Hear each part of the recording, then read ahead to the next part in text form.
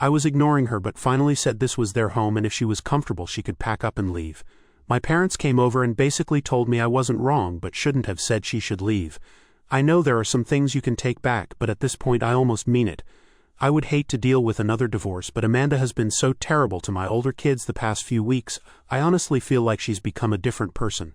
Edit, just to clarify some things. When we had every other weekend plus Wednesday custody, my wife would take the girls to her parents on Wednesday only, and I would take the youngest to dinner. Before we had kids she'd go to dinner, but our girls aren't the best at restaurants. She would be here on weekends. My son is not violent. His stepdad believed in violence as a form of punishment, which I do not and never did, but that's why they asked to live with me. Sage has gone from apologetic to fully devastated about this. She offered to go back to her mom's as long as Liam didn't have to.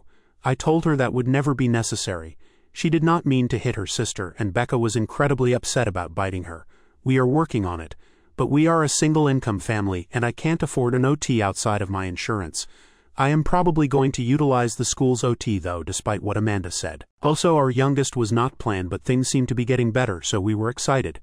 I did get a vasectomy after that, but I love all my children. When we first got together, she was great to them. It was after we had our first daughter that she got cold towards them. She tells me it's unfair to have to live with kids that aren't hers and has told me I need to prioritize our family. It's more than just frustrating. Basically, she thinks they're just miniature versions of my ex, which isn't fair. She says she can't trust them and they're not her family. It was not always like this though. I wouldn't have married or had kids with her if I knew she'd end up this way. Update, all 4 of my kids are okay and with me. Amanda is still at her parents' house. My older 2 kids have told me some disturbing things that they've been feeling since moving in full-time.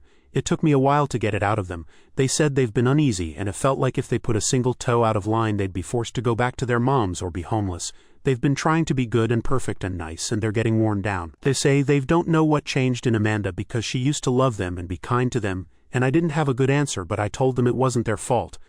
My son said he's worried that she'll tell the younger ones lies about them or something else, and they were uncomfortable being around the kids even though they love them. My daughter again offered to move back to her mom's if Liam can stay, which broke my heart. Liam said they would live with my parents if they'd have them, which hurt even more. I told them they weren't going anywhere. They said they know how upset I was after the divorce and don't want that, but I told them repeatedly my marriage wasn't their problem to worry about. Meanwhile, Amanda has been texting me nonstop. I've not been responding unless it was about Eliza and Becca.